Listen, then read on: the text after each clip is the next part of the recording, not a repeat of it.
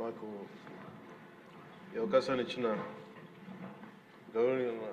గౌరవనీయులైన సభాపతి గారికి కృతజ్ఞతలు తెలియజేసుకుంటాం. గౌరవ ముఖ్యమంత్రి గారికి కూడా నమస్కారాలు తెలియజేసుకుంటాం. జిఎస్టీ సంస్కరణ మీదుగా ఆంధ్రప్రదేశ్ శాసనసభలో జరుగుతున్న ఈ చర్చలో భాగంగా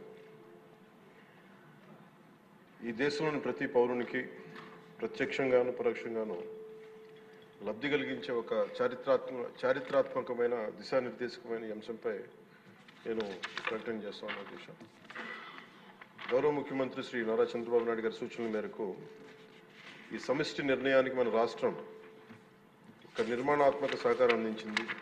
ఇటీవల కాలంలో జిఎస్టీ పన్నుల విధానంలో చోటు చేసుకున్న అతిపెద్ద సంస్కరణలలో ఒకదానికి రాష్ట్ర ప్రతినిధిగా బాధ్యత వహించడం నాకు చాలా గర్వకారణంగా ఉంది.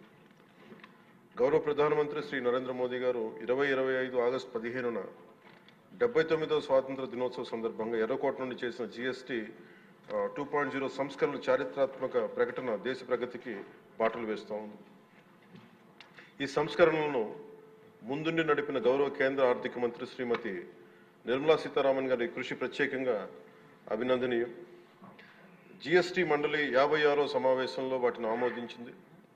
గౌరవ ముఖ్యమంత్రి శ్రీ నారా చంద్రబాబు నాయుడు గారి రాష్ట్ర ఆదాయాలకు ప్రత్యేకించి అనేక సందర్భాల్లో ముఖ్యంగా జిఎస్టీ వచ్చిన తర్వాత గౌరవ ముఖ్యమంత్రి గారు ఒక సందర్భంలో అన్న మాటలు, రాష్ట్ర ఆదాయాలకి నష్టం కలుగుతున్నప్పటికీ కూడా సామాన్యుల ప్రయోజనాల కోసం విధానాన్ని మనం బలంగా సమర్థించాలని చెప్పి ఈరోజు వారు కూడా దీన్ని బలంగా సమర్థించారు. అధ్యక్షతని ఎందుకంటే మనకి ఆర్థిక ఆటుపోట్లని చూస్తూ కూడా వచ్చే ఆదాయం తగ్గిపోతున్న జిఎస్టీ సంస్కరణల వల్ల, కానీ దాన్ని ఇంకొకలాగా దాన్ని ఎలా పూడ్చుకోవాలని తెలిసి ఆయన ముందుండి దీన్ని మద్దతు తెలిపినందుకు వారికి నా కృతజ్ఞతలు తెలియజేస్తాను. ఈ చారిత్రాత్మక సంస్కరణలకు మద్దతు తెలిపిన తొలి రాష్ట్రంగా నిలిచింది నారా చంద్రబాబు నాయుడు గారి నాయకత్వంలోని ఆంధ్రప్రదేశ్ ప్రభుత్వం. జిఎస్టీ పన్నుల విధానాన్ని సులభతరం చేయడం ద్వారా సాధారణ ప్రజలకు ప్రత్యక్ష లాభాన్ని చేకూర్చి వ్యాపారులపై పన్నుల భారాన్ని తగ్గించి పన్ను వ్యవస్థలో పారదర్శకతను పెంచుతోంది. ఈ చారిత్రాత్మక సంస్కరణ పన్నుల విధానాన్ని సులభతరం చేసి వ్యాపార పరిశ్రమల అభివృద్ధికి సహకరిస్తుంది. ప్రజల పొదుపును పెంచి కొనుగోలు శక్తిని పెంపొందించడానికి, కొత్త పెట్టుబడులను ఆకర్షించి దేశాన్ని స్థిరమైన వృద్ధి మార్గంలో నిలపడానికి దోహదపడుతుంది. జిఎస్టీ రేట్ల సరళీకరణ ద్వారా ప్రజలు అధికంగా ఉపయోగించే వస్తువులు సేవలకు డిమాండ్ పెంచి ఉత్పత్తిని విస్తరించి కొత్త పెట్టుబడులను ప్రోత్సహిస్తుంది. తద్వారా ఆర్థిక వృద్ధికి దారితీస్తుంది. నిజంగా ప్రజలకి ఆర్థిక వ్యవస్థకి చాలా లాభదాయకమైన సంస్కరణ.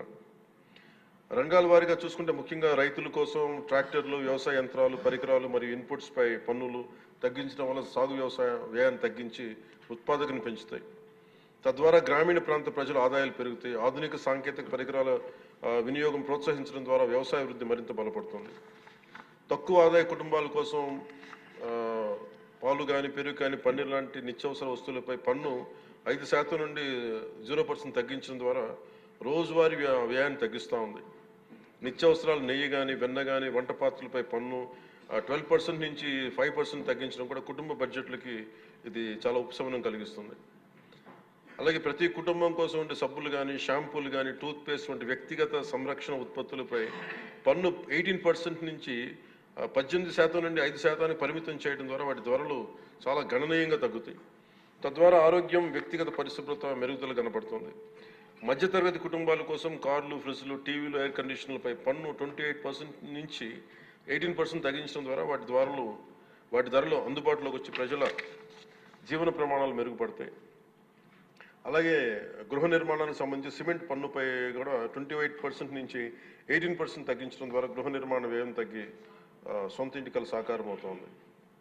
ఆరోగ్య రంగం కోసం ఔషధాలపై పన్ను 12% నుంచి 5%కి, అత్యవసర మందులపై పన్ను 5% నుంచి 0% తగ్గించడం ద్వారా రోగులకి చాలా కీలక ఉపశమనం కలిగి అందరికీ వైద్య సేవలు అందుబాటులోకి వచ్చి ప్రజా ఆరోగ్య సంరక్షణ మెరుగుపడుతుంది. ముఖ్యంగా బీమా రంగంలో జీవిత ఆరోగ్య బీమాపై పన్నుని 0%కి తగ్గించడం ద్వారా మరిన్ని కుటుంబాలు బీమా పొంది వారి జీవన ప్రమాణాలు మెరుగుపడితే వాళ్ళకి ఒక భరోసా ఇస్తుంది. ముఖ్యంగా ఎంఎస్సీల కోసం వ్యాపార ఉత్పత్తులు, మధ్యవర్తిత్వ సేవలపై పన్ను సరళీకరణ ద్వారా ఖర్చులను తగ్గించి పోటీ వాతావరణాన్ని పెంచుతూ ఉంది. త్వరితగతిన వెంటనే రీఫండ్ ద్వారా వ్యాపారులకు సమయానికి డబ్బు అందుబాటులో ఉండి వ్యాపారం ఎగుమతులు, ఉపాధి అవకాశాలు పెరుగుతాయి. విద్యారంగం కోసం విద్యారంగానికి సంబంధించిన వస్తువులపై తక్కువ పన్నులు విద్యను మరింత అందుబాటులోకి తెస్తాయి. జీఎస్టీ 2.0తో భరోసా. ఈ సంస్కరణ ద్వారా ప్రజల చేతిలో ఉండే సంపద మరింత పెరిగి వస్తువుల వినియోగం పెరగడంతో పాటు నూతన పెట్టుబడులకు ప్రోత్సాహం లభిస్తుంది. తద్వారా ఆదాయ సేకరణ పెరుగుతోంది. వాణిజ్య పరిశ్రమలకి సంబంధించి జీఎస్టీ సంస్కరణ విజయవంతమైన అమలు సహకరించిన అన్ని వాణిజ్య సంస్థలు, వ్యాపార సంఘాలు, పరిశ్రమ సంఘాలకు ఆంధ్రప్రదేశ్ శాసనసభ హృదయపూర్వక కృతజ్ఞతలు తెలుపుతోంది. ప్రజలకు లబ్ధి చేరేలా చేసిన ఈ భాగస్వామ్యం సమగ్ర వృద్ధిలో సాధనలు కీలకం. ఈ అవగాహన కార్యక్రమం ముఖ్యంగా జీఎస్టీ సంస్కరణ లాభాలు ప్రతి కుటుంబానికి చేరుకోవడానికి ఇది ఒక కార్యక్రమం చేపట్టాలని అందరం కోరుకుంటా ఉన్నారు అధ్యక్ష. జిల్లా నుంచి గ్రామ స్థాయి వరకు ఈ అందరికీ తెలిసేలాగా మరింత ఏమేమి తగ్గుతాయి, ఏవి బెనిఫిట్స్ ఉన్నాయి, ఇవన్నీ ప్రజలందరికీ తెలియజేసే ఒక కార్యక్రమం ఖచ్చితంగా రూపొందించాలి. దాని మీద మేము కోరుకుంటా ఉన్నాం.